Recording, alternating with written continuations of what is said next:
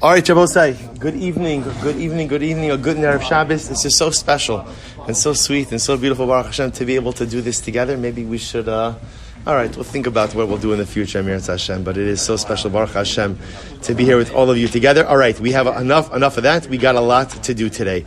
Baruch Hashem, let us begin. Sorry. Okay. Let's begin. I think I'm good without the microphone. No, you hear me all right? What? All right. I'll say today's daf is Lamed Gimel. I should say Friday's daf. Sorry, Friday's daf is Lamed Gimel. So Rabbi say, so we are Emir Hashem going to continue today. We are picking up today on Lamed Beis Amud Aleph, 32a. So Rabbi say, so we left off. Elazar ben Masya. So the Gemara says as follows: 2, 4, 6, 8, 10, 11 lines up from the bottom. Elazar ben Masya Omer, Abba Omer Shkini Mayim u'mitzvah lasos. So we'll say what happens. So remember, we're talking over here about what happens in situations of conflict. Namely, there's a conflict between the mitzvah of kibbut avayim and a conflict ultimately again between some other mitzvah. So in this case over here, my father is telling me, go ahead and give me something to drink, and there's another mitzvah that I'm obligated to perform. So which one takes precedence? So the Gemara says, Maniach ani es kavod abba va'oseh mitzvah. So ultimately, Allah says, I'm going to leave aside the kibbut av and I'm going to do the mitzvah. Why? Shani va'abba chayav b'mitzvah. Because my father and I are both chayiv to go ahead and serve HaKadosh Baruch Hu. So in other words, we'll say, what Allah is saying is like this: when there's a conflict between the obligation I have to my father versus ultimately again an obligation that I have towards HaKadosh Baruch Hu, I'm going to serve HaKadosh Baruch Hu. Why? Because both my father and I are required or obligated to serve the Ribono Shel Olam. Isi ben Yehuda or Isi ben Yehuda says, Isi ben Yehuda says, if the mitzvah itself could be performed through others, in other words, the other mitzvahs, so then so we'll say if the mitzvah, whatever the other mitzvah is, if it could be done by someone else, then let someone else do the mitzvah, and you perform the mitzvah of kibbut av avayim. Rav Masna said, halacha ki isi ben Yehuda. The halacha follows isi ben Yehuda. We'll say that is indeed what the Shulchan Aruch codifies. So if a person has two mitzvahs in front of him, one we'll call it a mitzvah of ben adam lamakom, the other or even a ben adam lachavero, the other kibbut av avayim. So if possible, if someone else, if the person could outsource the performance of the other mitzvah to someone else and thereby free themselves up to go ahead and perform the mitzvah of kibbut av avayim, that is preferable. Incredible. I'm Rabbi Yitzchak Bar Shila, I'm Rabbi Masna, I'm Rabbi Chista. Ha'af shemachal al kvodo kvodo machal. Both say a father who is mochel on his kavod, right? A father who forgives his kavod is forgiven. His kavod is forgiven. So ha'rav shemachal al kvodo ein kvodo machal. But if a rav is mochel on his kavod, ultimately again his kavod is not forgiven. For Rav Yosef says, "Afilu harav shamacha al kavodo kavodo machal." Not true. Right? Even ultimately again, if this is Daf Yomi after 5 p.m. edition, this is it's 5 o'clock somewhere, right? So you know what's great about this? That nobody flinches. That's what I love about Hashem. Yeah, I know. It did take years. So again, the Gemara says like this. So if a father is mochel on his kavod, so the kavod is mochel. Right? A rebbe or a rav is mochel on his kavod, the kavod is not mochel. Kavod is not mochel. Even if a rav is mochel on his kavod, ultimately, again, the kavod is machal. It's forgiven. Shneimar v'Hashem holech lifneihem yomam. I will say it's fascinating. Why? Because in the desert, the Ribono Shel Olam himself cared for the needs of Klal Yisrael. So that was the Ribono Shel Olam, so to speak, being mochel on his kavod. He was forgiving his kavod because he was taking care of activities of daily living for others. So the Gemara says, "Amar v'hachi ashta asam HaKadosh Baruch Hu alma dilehu v'tari dilehu machal elikare." The Ribono Shel Olam, everything belongs to Hashem. So because everything belongs to HaKadosh Baruch Hu, right, the Torah is His, therefore the kavod is His, and therefore by extension He has the ability to go ahead and forgive that kavod, forgive that honor. On the other hand, Rabbi say, Amad Beis, good. Hacha, Torah dilehu. They'll say, but how could a Rav be mochel on his kavod? After again, remember, the kavod of a Rav, or the kavod of a Rebbe, it's not his own kavod. What is the kavod? It's the kavod of Torah. But the Torah is not his. So how can you, in general, you can only be mochel on something that is yours. If something is not yours, you can't be mochel. So if the covet of a Talmid Chacham, the covet of a Rav, the covet of a Rebbe, it's not his, it's Torah. So how does he have the right to be mochel on it? Amar Rava, in Torah Le'abos is beautiful line. No, Torah is his. Where do we say from Dichsiv? Ubisora so yehageh yomam valayla. Rabbi say this is beautiful. What does the pasuk say? In his Torah shall he toil day and night. So Rabbi say, what do you see from this? When a person learns Torah, this is so beautiful. When a person learns Torah, the Torah it just makes it look more awkward. The person ultimately, again, when a person learns Torah, Rabbi say, the Torah becomes his. It's incredible. When you learn, before you learn, the Torah belongs to HaKadosh Baruch Hu. Once you go ahead and you learn, that Torah ultimately becomes yours. Once it becomes yours, then halacha l'maisa, you have the right, you have the ability ultimately to forgive it. Ini, is that so? Is that so, Rabbi? So the Gemara says, V'ha Rava mashki behi lula dibrei. Rabbi, listen to this. Rava was at the chasana of his son. It's actually a beautiful Gemara. And what was Rava doing at the chasana of his son? He was pouring drinks. Mamish in Yonei Diyoma, right? He was pouring drinks. So obviously, again, for Rava to tend bar, so to speak, for Rava to pour drinks would definitely be beneath his kavod. So the Gemara says, "V'dole the kasler papa, ol Rafuna, braid Rav Yoshua, the kamu mikamei," and ultimately, again, he poured a cup of wine for Rapapa, Rafuna Yoshua, and they stood up before Rava. Mikamei Rav Mari ol Rav Pinchas braid Rav Chista. Then he poured a cup for Rav Mari and Rav Pinchas braid Rava. V'lo kamu mikamei. They did not stand up for Rava. And what happened? Rabbi say, "Ikbid." Rava was offended. Rabbi say, it's always so. Rava was offended because he felt that these other Rabbanim were not displaying to him properly. Rabbi said, Lamed Beis and Beis 32b, we are now 7 lines down from the top. So Rabbi says, so Rava was offended because he wasn't given covenant. Rabbi says, so what do you see from here? You see from here that even if a Rav is mochel on his kavod. So here Rav is pouring wine, which indicates that what? Why? Rav is mochel, right? He's mochel, otherwise he wouldn't be pouring wine for everyone. But even if a Rav is mochel on his kavod is not forgiven. That's why when these other Rabbanim didn't stand up in front of him, he was offended. Now, I just want to point out, the fact that he was offended, it's not like an ego thing. The fact that he was offended is that Rav understood that he represented kavod Torah, and a lack of respect for Rav was a lack of respect for Torah. And a lack of respect for Torah is a lack of respect for the Ribono Shel Olam. So in that respect, that's why Rava got upset. Another story. V'amra hano Rabbanon, Rabbanon, v'hano Rabbanon, lav Rabbanon. These first set of rabbis, they're real rabbis. The second set of rabbis, they're not rabbis. They're like, I say that all the time, right? And the Gemara says, "V'su Rav Papa hava mashki behilula da'aba marbere." So we'll say similarly again. Rav Papa was once pouring wine for his guests at the chasana of his son of Abba Mar. V'dali le'kasar Rabbi Yitzchak berei Rabbi Yehuda. He poured a glass of wine for Rabbi Yitzchak. V'lo kami kamei. Rabbi Yitzchak didn't stand up. V'ikbid, and ultimately again Rav Papa got offended. Once again, I both say. So what you begin to see is, the fact that these Rabbanim are pouring wine indicates that they're mochel on their kavod. But yet, when they get offended that other people don't respect them, that shows that the halacha is that even if a Rebbe is mochel on his kavod, the kavod is not mochel, the kavod is not forgiven, you still have to respect. So the Gemara says, good. So ve'ikbid afilu hachi hidor mi'avet leibaz. The Gemara says, well, maybe even if a Rebbe is machal on his kavod, maybe the kavod is machal. But I will say, maybe if the kavod, even if the kavod is machal, maybe still, nevertheless, others still have to go ahead and display some level of kavod. I will say what the Gemara calls hidor. So I'll say, give an example. Let's say the kavod I should have for a Rav, kavod I should have for my Rebbe is when he walks in the room, I stand up. So let's say for argument's sake, a Rebbe is mochel on his kavod, right? And let's say we say that Rav Shemachal Kvoda Kvoda Machal. Let's say when a Rebbe is mochel on his kavod, really the kavod is forgiven. Even though it's forgiven, the Talmud or anyone else still has an obligation to display some level of respect. So I'll say, how do you ever see that sometimes even when a person's not getting up, they move, right? So in other words, moving yourself, just a movement. So again, that's not a full standing up. But it's what the Gemara calls hiddur, right? It's a smaller display of honor. So the Gemara goes weiter. Even according to the opinion that says that when a Rebbe is mochel on his kavod, ultimately the kavod is forgiven. Nasi shemachal kavod in kavod machal. If a nasi is mochel on his kavod, right? So remember again, nasi is also the head of the Jewish people. So ultimately, again, his kavod is not machal. Meisei, is that true? Meisei, Rabbi Eliezer, Yoshua, Rabbi Tzadok, Shem Misumim Beis HaMishnah. There was once a story. Rabbi Eliezer, Rabbi Yoshua, Rabbi Tzadok were sitting at a wedding feast I was going to say in Bnei Brak, right? But Beis HaMishta, and it doesn't say where. So where the Beis HaMishta Beno Shel Rabbi Gamliel. So they were at the chassan of Rabbi Gamliel's son. Rabbi Gamliel was pouring wine for everyone. So what happens? Nasan HaKos Rabbi Eliezer, v'lo natlo. Rabbi Gamliel handed a glass of wine to Rabbi Eliezer, and Rabbi Eliezer would not accept it. He wouldn't accept it. He felt that it would have been a lack of kavod to accept a glass of wine from Rabbi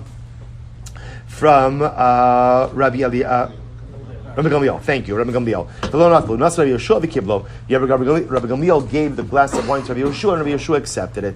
Amrlo, Rabbi Eliezer. Rabbi Eliezer says, Mazel Yoshua. So Rabbi Eliezer gave Rabbi Yoshua, right, Musar. Yoshua, what's the matter with you? Right, what Mazel Yoshua? Anu Yoshvim, Rabbi Gamliel, Omedu Mashke Aleinu. We're going to sit here and allow Rabbi Gamliel to serve us. Amrle, so Rabbi says, Rabbi Yoshua responds, Matzinu Gadol man of Sheshimesh. We find someone even greater than Rabbi Gamliel who served his guests. Who was that? Avram Gadol Hadar Haya. Avram Avinu was the Gadol Hadar, the Kasuv Bava who Omeid Alehem. And I both say, remember again when the guests came, Parshas Vayera, when the guests show up to Avram Avinu's tent, what does he do? He serves them. Both say, not only does he serve them, but while they're sitting, he stands over them. So if Avram Avinu could go ahead and take care of his guests, Rabbi Gamliel could certainly do it. Maybe you'll say, well, no, it was different. Avram knew they were malachim. Maybe you'll say, Avram knew they were malachim. No. He says, Lo nidmu lo elal Arabim. They look like Arabs. In other words, they look like regular Semitic people. In other words, they did not look like malachim. So if Avram could serve his guests, why can't Rabbi Gamliel serve his guests? Incredible. Amar lahem Rabbi Tzadok. Rabbi Tzadok says incredible. He says, it's so beautiful. You could imagine this scene, right? They're sitting at the wedding. This is probably after the chuppah during pictures, right? While everyone is sitting around watching hours fly by, right? So again, they're sitting, and let's say it's incredible. Rabbi Gamliel serving wine, and they're like debating this, right? They're debating about. So Rabbi Tzadok says, I don't understand. What's the matter with you guys? He says, why are you bringing a raya from Avram Avinu, from a person? As great as Avram was a person. Bring a raya from HaKadosh Baruch Hu. HaKadosh Baruch Hu meishiv ruchos, u'mala nesim, u'morid matar, u'matzmiach hadama, va'orich shulchan lifnei kol echad ve'echad. They will say, you know what the Ribono Shel Olam does for us? You know what he does for us? Everything. Everything. They will say, what a Gemara to learn on Erev Rosh Hashanah. What does the Ribono Shel Olam do for us? Everything he does for us. Literally translated. He goes and he brings the rain. He moves the clouds. He causes things to sprout. He sets a tail before everyone. So if HaKadosh Baruch Hu could serve us, if HaKadosh Baruch Hu could serve us, Rabbi Gamliel could serve us as well. Obviously, we wouldn't make him serve us, but if he wants to serve us, we absolutely have the right to accept that service. Rather, we have to amend the halacha as follows. This is the halacha l'maisa. Even the opinion that says that a nasi who is machal on his kavod, right? That if a nasi forgives his kavod, ultimately, again, the kavod is machal. Melech shemachal al kavodo ein kavodo machal. If a king tries to forgive his honor, ultimately, again, the honor is not forgiven. Shneimar som tasim alecha melech. Place upon yourselves a king, shetei emaso alecha, that ultimately, again, the fear and reverence of the king should be upon you. Shavuot says, here's how he paskin. A father is permitted to be mochal on his kavod. A rebbe is permitted to be mochal on his kavod. A nasi is permitted to be mochal on his kavod. A melech, a king, may not be mochal on his kavod. That is the one area. Now, I will say there is also a difference in the world of Rebbeim. There's also seen a Rebbe Mufhak. We're going to talk about this a little bit more. Rebbe Mufhak, a regular Rebbe. But halacha l'maisa, for our purposes, everyone except the Melech has the ability. Well, this is very important. Why? We're going to get into. We already started to discuss the halachas of kibbud avim and mora. Right. So one of the ways in which the Gemara says you're supposed to go ahead and be mechabed your father, your parents, is you stand up when they walk in the room. Let's say it's very common that children don't stand up for their parents when they walk in the room. So what's the pshat? So the Aruch HaShulchan is a fascinating. The Aruch HaShulchan says essentially contemporarily, and already he's in the 1800s, contemporarily, there is an implied mechila by parents. That parents are mochel. Parents are mochel, again, on this specific, not on their kavod in general, right? But parents are mochel on the concept of standing up, which is why it says the Aruch HaShulchan, you'll find many dedicated, loving, and attentive children who don't stand up for their parents when they walk into the room. Interesting idea. So Gemara says as follows: Tan Rabbanan mipnei seva takum. So the pasuk says again, you shall get up in front of an old person. Yachol afilu mipnei zaken hashmai. You might have thought even before an old person who's ignorant and evil. Talmud lomar zaken vein zaken elachachar. Also remember again, zaken itself is an acronym for zeshekana chachma. It's talking about Talmud chacham. Shnei Amar. Asvali shivim ish mizignei Yisrael. Yosi Lili Omer ein zakin elamisha kana chachma. Here it is. We'll say, what's a zakin? Zakin doesn't just simply refer to biological age, but zakin refers to someone who has acquired wisdom. Someone who's acquired. Good. It was Daf first. Daf come. We could do. I could take a little harmony for Daf Yomi. I could. Hi. So Gemara says as follows: Shnei Amar Hashem kanani reishes darko. Yachol yamod mipanav mimakom rachok. So you might have thought maybe you should stand up for an older person, even right a zaken, even from far away. Talmud lomar takum v'hadarta. Pasuk says you shall stand up, and it should be a beautiful standing up. Lo amarti kima elu b'makom sheyesh hider. We'll say the only time you're obligated to go ahead and stand up for a zaken is when there's hider, when there's beauty in it. We'll say when is there beauty in it? When it's clear that the act of standing is for the zaken. If the zaken is too far away, then the act of standing doesn't correlate, doesn't connect with a particular zaken. Therefore, there's no covet. You might have thought maybe again the obligation to honor a zaken is even done financially.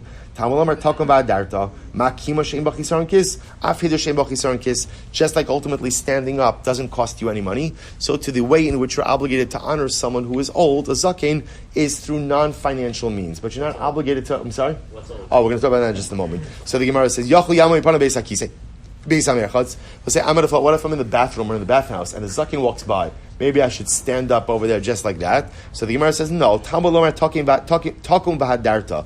Lamarti kimo el b'makom sheyesh hider. The standing up, obviously, I will say, has to be something that's demonstrative of respect. But Lamai says, standing up, that's going to be a little bit less than respectful. Ultimately, again, one should not do. Yachol yatzim ein of kimishalo. You might have thought that maybe, again, if you see an old person approaching, a zaken approaching, you should close your eyes, pretend like you don't see him, in order to avoid standing up for him. Talmud lomar talking v'yaresa. Talking davar amasra lelev. This entire mitzvah, I will say, is given over to HaKadosh Baruch Hu. You might be able to fool people by closing your eyes, pretending you don't see them, but you cannot fool HaKadosh Baruch Hu. Ne'emar bo v'yesem elokecha. Rabbi Shimon ben Elazar Omer, minayim l'zaken shalei atriach. What is incredible? How do you know that a zaken, about say, shouldn't be matriach? In other words, that if a zaken could find a way to walk around without causing people to have to stand up, that's ideal. Rabbi says incredible. In other words, sometimes in life you could be people may be obligated to give you kavod, but there's also kinds just because people are obligated to give you kavod doesn't mean that's what you should exercise that right. There's something to be said for not causing just not putting people in a position of an inconvenient position. So sometimes a person who you have to stand up for walks in. Okay, so I have to stand up. It could be a shtickle inconvenient. So how do I know that even if I'm the person who other people are obligated to be mechabed, I should try to avoid triggering those kibbutz situations so as not to inconvenience them? Talmud lomar zaken v'yareisa. Isi ben Yehuda Omer. Isi ben Yehuda says mipnei seva takum afilu kol seva mashma. So Isi ben Yehuda says the truth is mipnei seva takum abosai applies to every single old person. Whenever you encounter an old person, there's an obligation to honor them and an obligation to stand up for them. So Gemara says, Rabbi Yossi Aglili Hainu Tanakam. Rabbi Yossi is saying the same thing as the Tanakamo. Ika benayo yonik v'chacham. We'll say, watch this. Here's the interesting nafkamina. What happens if you have a person who is biologically young but very wise? Is there an obligation to stand up for such a person?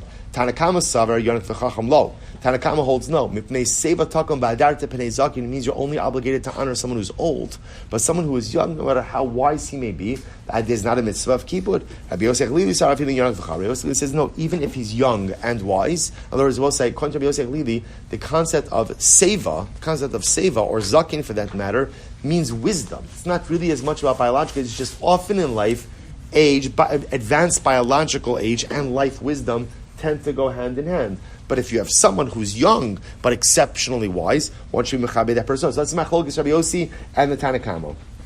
Says you know my times Rabbi Yossi logic.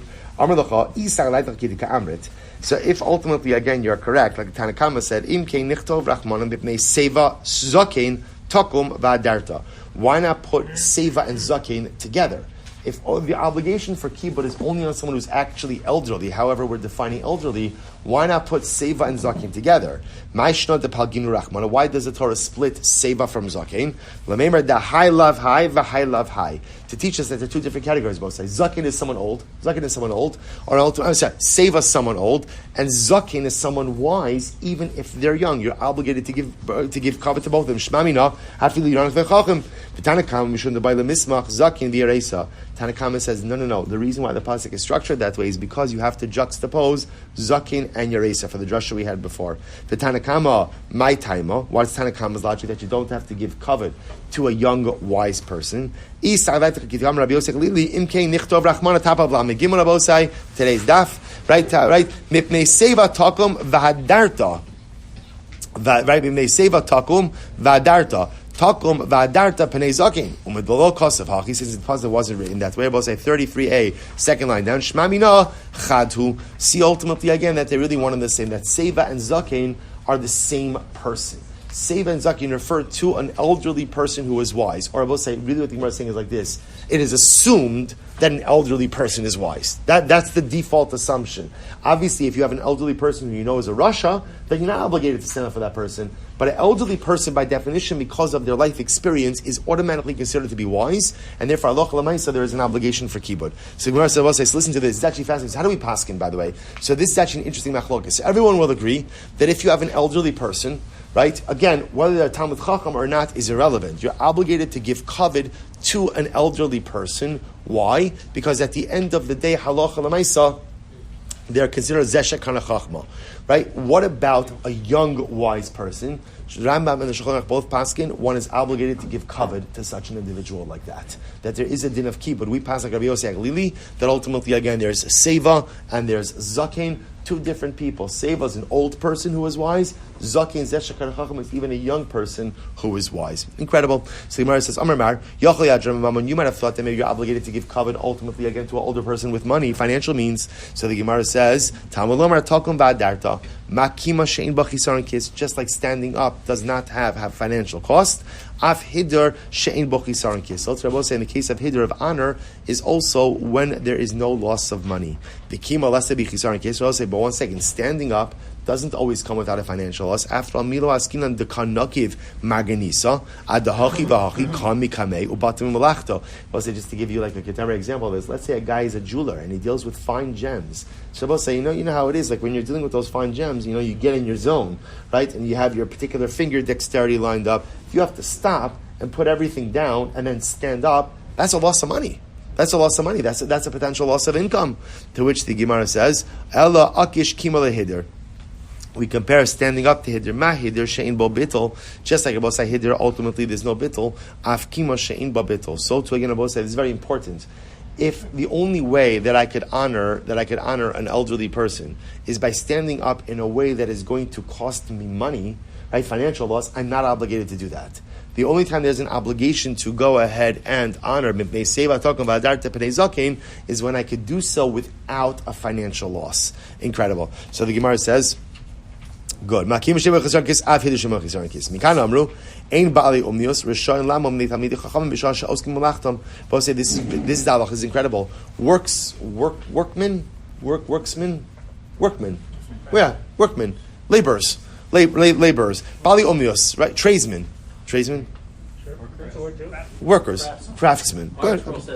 Good. Workers, right? Craftsmen. The reason I'm saying it is because what omnius really refers to is sometimes also like a little bit of like a specialized labor, like a skilled labor. So Bali omnios are not obligated to stand up for Talmidei Chachamim during their workday. Well, say, isn't that fascinating, right? So let's say, for argument's sake, I work for a diamond dealer, right? And I'm in the middle, and Talmid Chacham walks by, I'm not obligated to stand up. Why, Rabbi? Say, why? Because if I stand up, what does that represent, or potentially represent?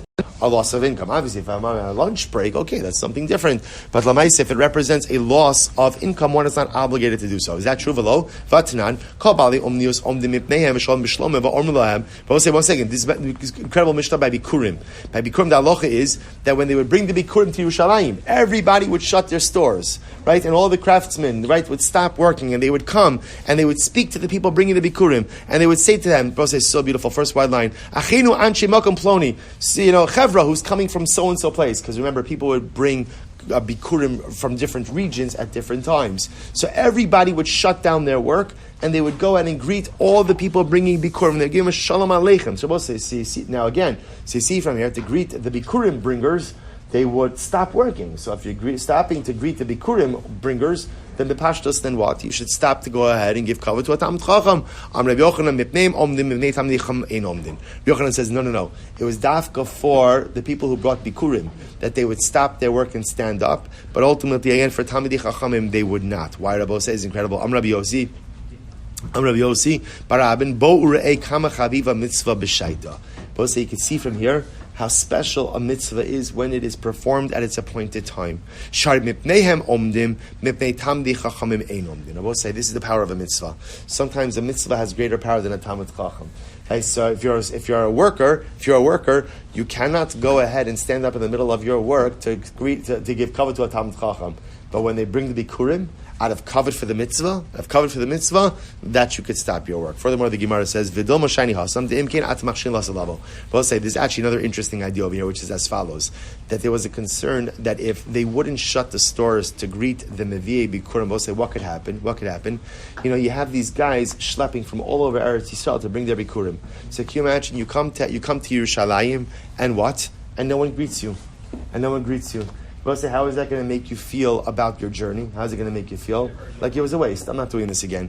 So we'll say, so therefore, maybe in order to ensure future encouragement, ultimately, again, of bikurim, they made everyone shut their stores and go ahead and greet them. And we'll say, by the way, an exceptional Musar Haskell for us to learn about also Erev Rosh Hashanah. We'll say, especially the chaver that's davening here. And the truth is, I think wherever you daven, anywhere you daven Yom Noraim, there are always new faces. There are always people. I will say, sometimes what makes or breaks an experience for someone is how the indigenous chevra greets them when they come in. You walk into a shul that's maybe not your regular shul, maybe not one that you frequent all the time, and no one gives you the time of day. No one gives you a shalom aleichem. No one offers you a machzor, a siddur, a place. I don't even mean like an invitation for lunch. Forget about that right now. Just a shalom aleichem, just a sever panim yafos, just a hello. Let's say, you'd be surprised the person could say, what do I need this for?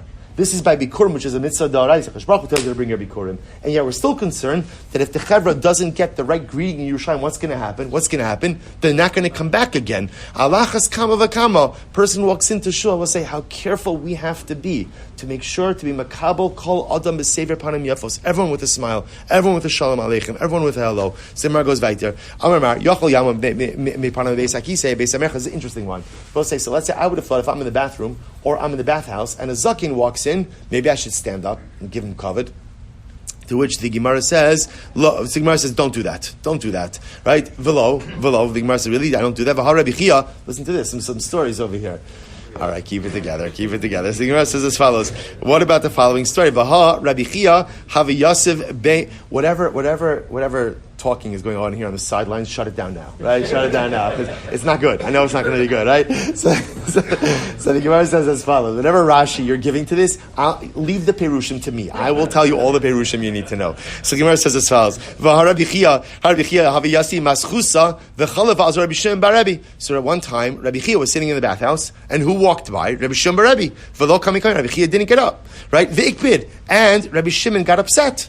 He got offended. And he came and he told his father,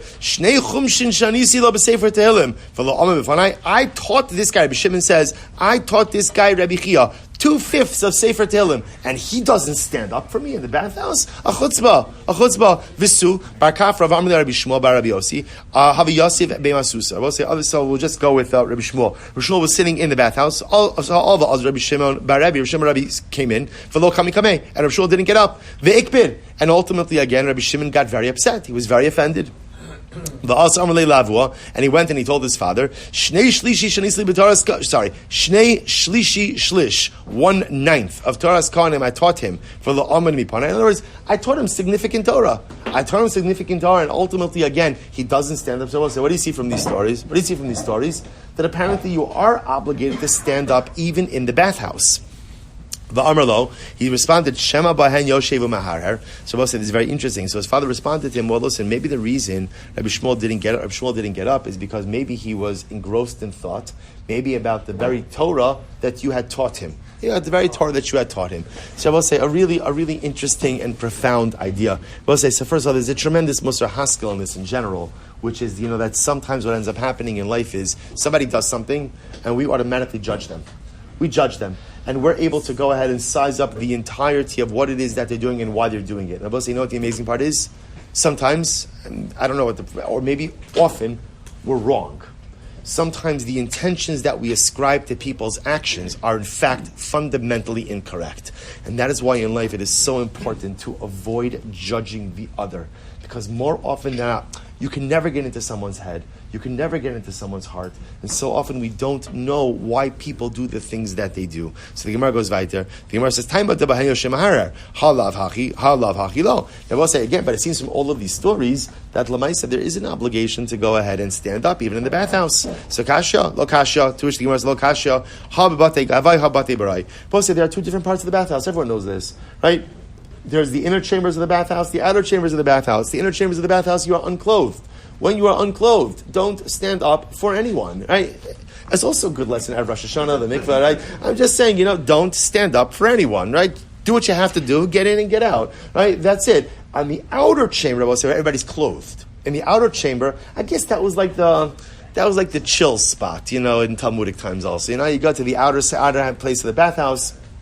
So again, everyone's clothed there. So that's what we'll say where if Zakin comes in, ultimately again there is an obligation to stand up. So therefore it's not a stira, it depends which part of the bathhouse you find yourself in. This seems to be clear.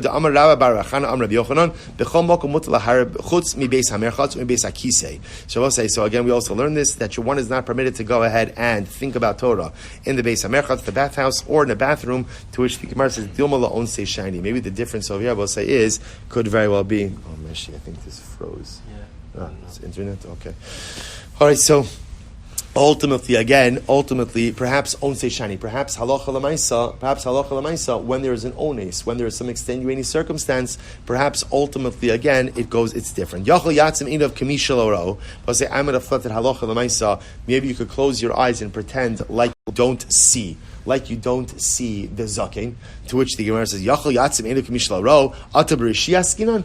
What are you talking about? Why would you even entertain that possibility that you could pretend like you don't see the zaken and thereby avoid standing up? Are we dealing with Rishonim? People? To which the Gemara says, Elo, Yachol yatzim ena mikamei dilimte zman chiyuva techimata zman chiyuva halo chazile dikam mikamei. But say no, I would have felt like this. Remember, the obligation to stand up for a zaken is only really when he's in your daled amas, as we're going to see in just a moment, in your proximity. I might have thought that maybe when he's out of my daled amas, I am allowed to close my eyes, so that I don't see him come into my daled amis, at which point the obligation for kibud would be triggered. That's the havamina. Tamalomar, taklam biaresa. Rabbi said, Allah is you can't do that. Tana, ezui kima sheish bayid. Rabbi said, what does it mean? What type of standing up is a display of respect for a zaken? Have the omer zed daled amis. That refers ultimately again to daled amis. Amar Abaye says, "Lo Amar Ella birabo she'ena mufak." We'll say, so again, the only time you're obligated to stand up for a zaken, ultimately again, is when he enters into your daled amis. Outside of daled amis, you're not obligated to stand up, because we'll say the logic is outside of daled amis, the act of standing doesn't necessarily immediately correlate. It doesn't geographically correlate with the zaken. This is different than your Rebbe Mufak, than your primary Rebbe. Abaravo Mufak Melo Enov. We'll say Rebbe Mufak, primary Rebbe, as soon as you see him, as soon as he is in, ocular range, you see him, halach l'mais, you have to stand up no matter how far he is. Pretty incredible. So the Gemara goes back to the Gemara says, Abaye, michi hava chazila udnei dechamra Rav Yosef, da'asi hava kaim Abaye. Havakarim, sorry. We'll say Abaye, from the moment that he would see the ear of the donkey of his Rebbe Rav Yosef. I guess Rav Yosef's donkeys had distinctive ears. So as soon as he saw the ears of his Rebbe's donkey, he would stand up. He would stand up. So Abaye have a rachid chamra. So Abaye one time was riding on a donkey. The kamaski aguda dinar sagin. He was riding along the banks of the river of the river Sagya.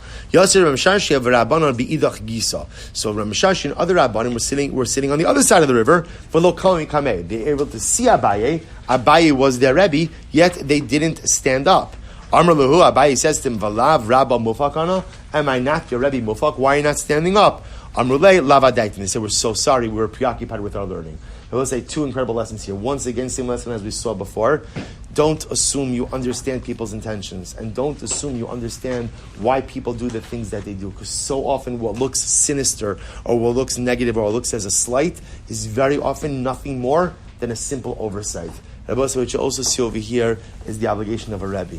Right? The obligation of a Rebbe, and also by extension the obligation of a parent, which is to point out when something wrong is being done. You know, I say often, we are so concerned about pointing out wrongdoings to our children, to others. We're always afraid of alienating everyone.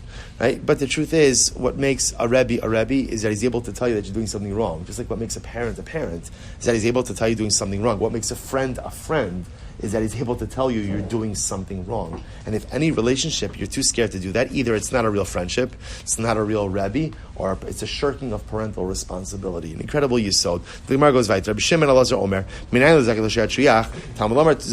how do I know, Rabbi say, that as much as there's an obligation to go ahead and stand up for a zaken, the zaken himself, Rabbi says, this is very important. Even though people owe the zaken covered, the zaken should go out of his way not to trigger it. In other words, because every single time people have to show him covered, it could be a shtickle inconvenience. So now it's fascinating. So there's an obligation upon everyone to give cover to the zaken, and there's an obligation on the zaken to what? To avoid, when possible, triggering the need for behavioral cover. Don't be a tircha on people, right? Don't go ahead and make your cover just another thing they have to do. It's so incredible. Amar Abai says, "Naktinon di makif chaye." Any zaken, I will say for that matter, any person whom one is obligated to honor, and that person, the recipient of the honor, literally makif means, I will say, walks around, meaning he takes the long way around so as not to cause people to stand up for him. Chaye, he's blessed with life.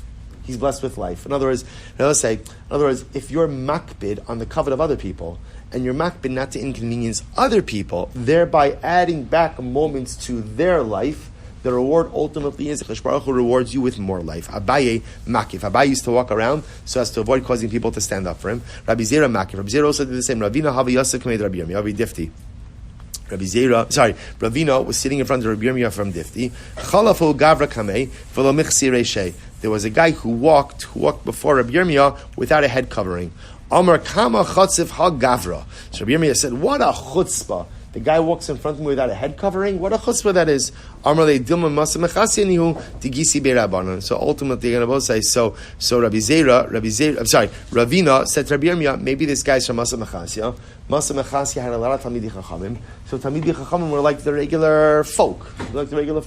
So maybe this guy's from Masa Mechasya. He's used to being around Talmidei Chachamim, and therefore maybe he just doesn't behave in a regular bakavadik way in front of Talmidei Chachamim, not because he's not giving them covered, but because where he comes from, there's so many. I'll say, I'll give you the raya. You know, you can tell the difference between an in-town Jewish community, out-of-town Jewish community. So you know how?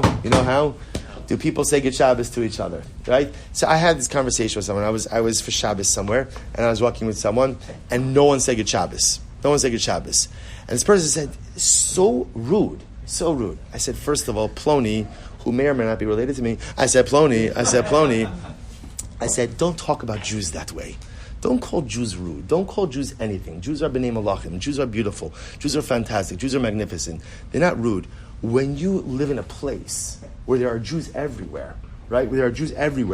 So the truth is, there's a certain level of just regularity and just, I'm trying to think of the right word, just regularity that comes. So like, it's not chas v'shalom ignoring. It's just, when you're at out of town community and like you see a Jew, you're like Jew, right? You're right. You're all excited. The person is your best friend. It's like you go away, like you think you're going on vacation somewhere. And you're the only Jew, right? And then you go, you find someone. It's like this is like your basher. Like you're like we were together at Har Sinai. You love each other. You would never give this person the time of day if you met them back home. Let's say, that's what happens. People just get accustomed to their surroundings. So often, if you live in a place where there's a lot of Jews, so that's what you get used to. And sometimes the greeting is not as forthcoming. Of course, we should greet everyone all the time. Okay, let's go weiter. So the Gemara says as follows: Isi ben Yehuda Omer, v'nei seva takom, afilu kol seva mashma. So what Isi ben Yehuda says, every seva, every person, either who's old and wise or even young and wise. I'm Rabbi Yochanan, Allah Isi ben Yehuda. Allah is like Isi ben Yehuda. We already said this before. Rabbi Yochanan havakai mikamei sabi darmai. I will say here they're actually talking about all old people. All old people means you have to give cover to all old people, whether they're Jewish or not Jewish. All old people. These are all within Dalet Amos. All within Dalet Amos. So the Gemara says as follows: Rabbi Yochanan v'kay mikame sabi darmai. Rabbi Yochanan used to stand up for Aramean old people. So Gentile old people. Amar kama harpaski adu alayu dahani. How much life experience do these people have? I will say it's incredible. Incredible with the respect that you have to treat the elderly. Rava mekam lokai hidra avalu. Rava wouldn't stand up, but instead, when an old person, Jewish or non-Jewish, came his way, he would move a little bit. Right? I don't know what the right word for the scooch. I don't think it's scooch. That's not art scroll, right? It's not scooch. Whatever. You'd move. You move a little bit. So the Gemara says, Rava mekam lokayvar. Abaye yoiv yadal sabi. Abaye used to always extend his hand so that an old person could always support himself on them. Rava mishada shluche. Rava ultimately, again, because of his communal position, wouldn't help himself, but ultimately, again, would send his emissary. Rav Nachman mishada gozai. Rav Nachman, again, who was related to the Reish Galusa. He was the chassan of the Nasi and the Av Beis Din. Ultimately, again, would also send his officers. Good. Amar ilav Torah kama Nachman bar Abba ika b'shuka. I can't help any stam old person because that would be a lack of kavod to the kavod HaTorah that I represent. But at the end of the day, he would still send his officers. We'll say incredible Gemara just in general about the kavod we have to give to the elderly. Sometimes in a society which only values people for their productivity, and productivity is defined by how much money you could generate. So sometimes the elderly are so often just disregarded and marginalized.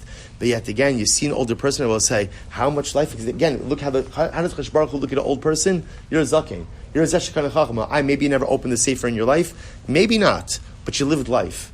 And we all know you learn so much about yourself, about the world, and about life by living life. All of these great rabbanim giving cover to all of these Jewish and non-Jewish elderly people. Let's say Lamed Gimel Lamed Beis.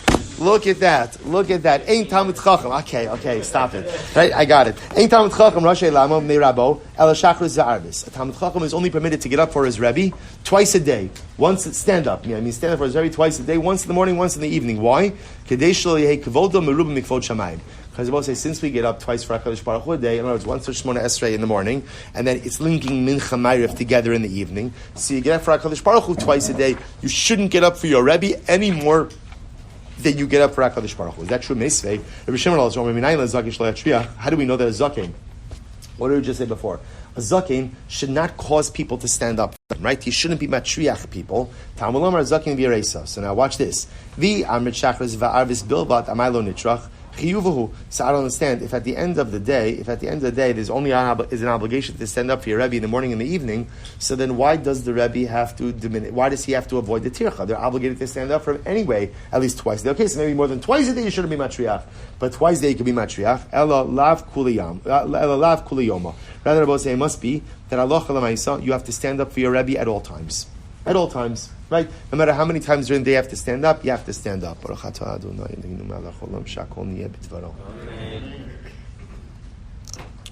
which the Gemara says, "Lo, the olam shachar is va'arvis bilva." Really? You should only stand up for your Rebbe twice a day, once in the morning, once in the evening. Va'afilu hachi kama de'af sharlei lo nitrach. The Gemara is interesting. The Gemara is now marrying these concepts. Even if you accept the premise that a Talmud Chacham shouldn't stand up for his Rebbe more than twice a day, so as not to catapult the kavod he gives to his Rebbe above the kavod he gives to HaKadosh Baruch Hu. Even with that, so that would presuppose that there's an obligation to stand up for your Rebbe twice a day. The Rebbe himself should still avoid triggering that obligation. I will say it's such an incredible thing. People might owe you kavod, but don't collect. Don't collect. In other words, avoid triggering the obligation. So the Gemara says, I will say, and by the way, why does the Talmud Chacham, why does the Zaken have to, why does the Rebbe have to avoid triggering the obligation? We'll say it's very simple. It's called humility.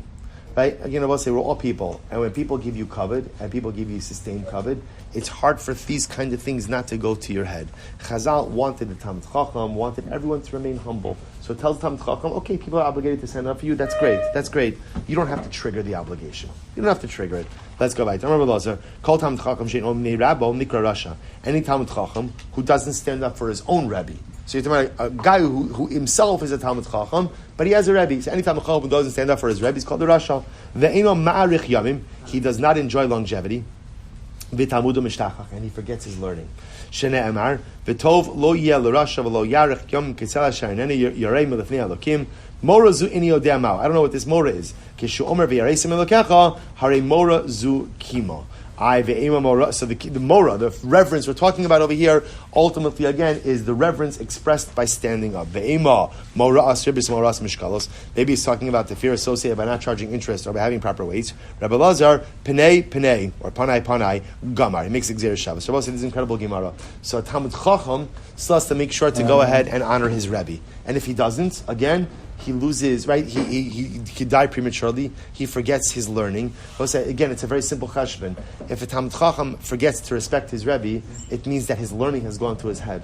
And I don't mean in a good way. It means his learning has created an inflated ego, an inflated sense of self, and he has forgotten ultimately, again, the people who got him here. Such a person is not a Talmud Chacham, and therefore the Torah is removed from him. Incredibly. We'll see some interesting cases here. Beno v'hu rabo ma'olam ve'aviv. We'll listen to this. What happens if the son is the Rebbe of his father?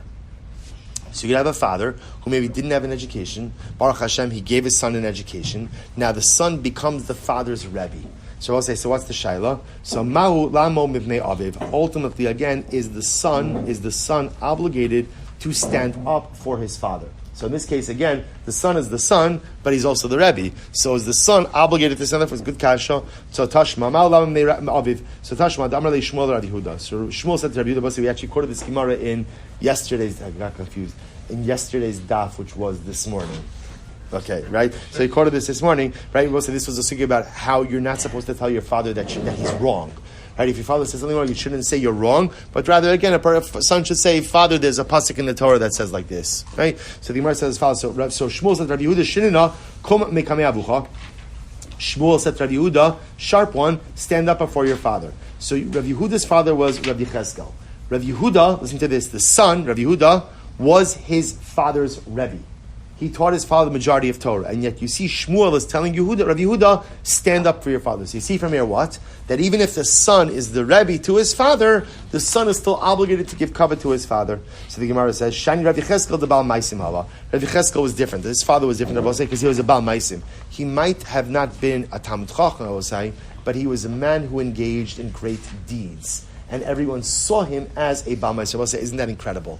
That sometimes what makes people great is not simply the amount of Torah they learn, but again, it's their maisim, it's their actions. So here you have this Rabbi Cheskel, who might not have been a Talmud Chacham, but Lamaisi, he was what the Gemara calls a Baal Maisim. We'll say, isn't that an aspirational statement? Who amongst us, can you imagine if after 120, someone stands up by our Levaya and they say, this guy, he was a Baal Maisim.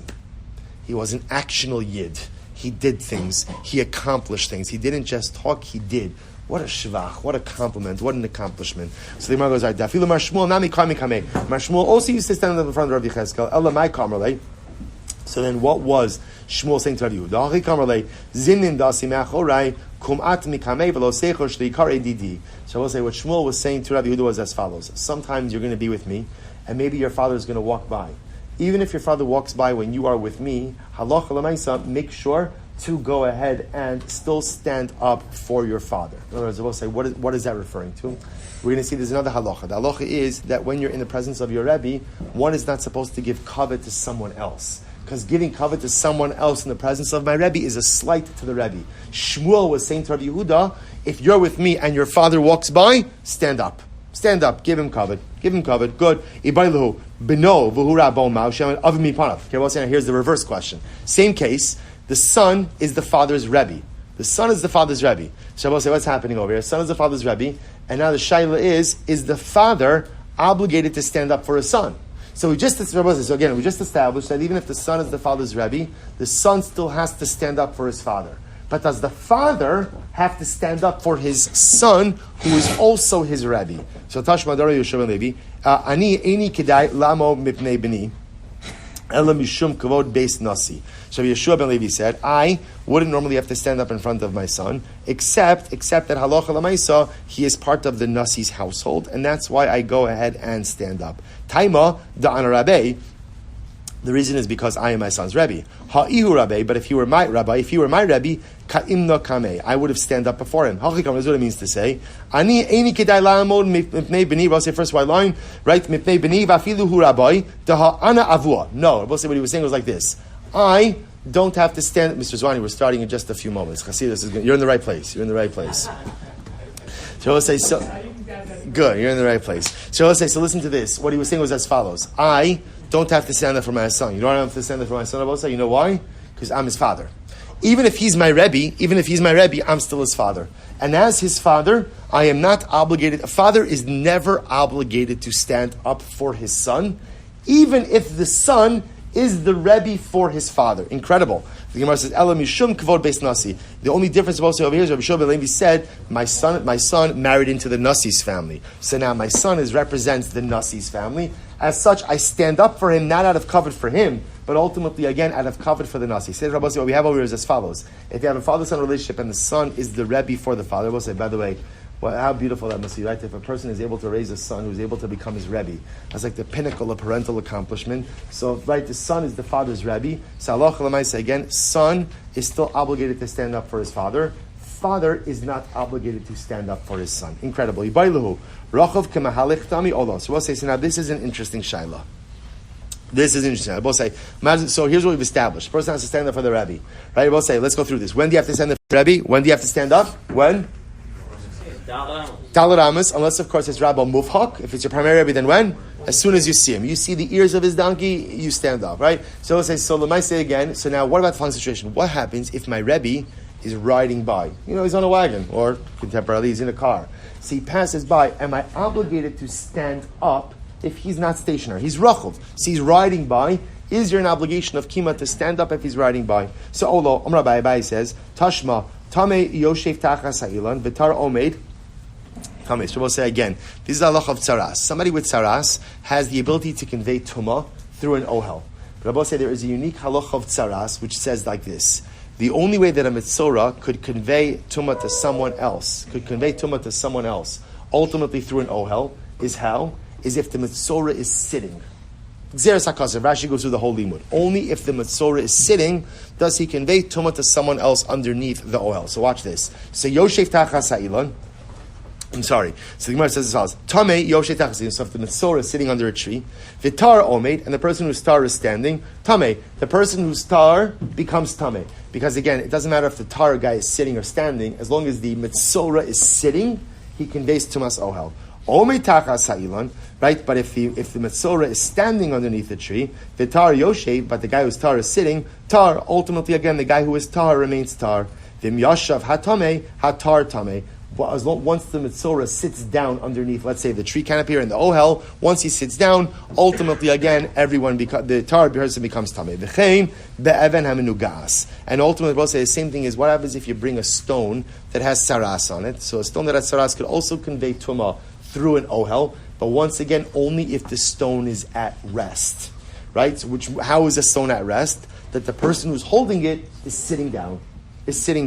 So we'll say, so what do you see? Va'amar Rav Nachman bar Kohen, Zoso Maris, Rochov Kamalakton. So we'll say, what do you see from here? You see from here that ultimately, again, something that is moving, ultimately, again, Rochov, something that is being transported, ultimately, again, is as if it's Mahalik. Because again, the idea over here is that if there's a guy holding a stone, but he's not sitting, that's as if it's moving. So we'll say, so you see from here, there's something that is moving, ultimately as the din of Mahalik. Therefore, halacha l'maisa shmamina. Therefore, we'll say halacha l'maisa. If your Rebbe passes by in a car or in a wagon, there would not be an obligation to stand up.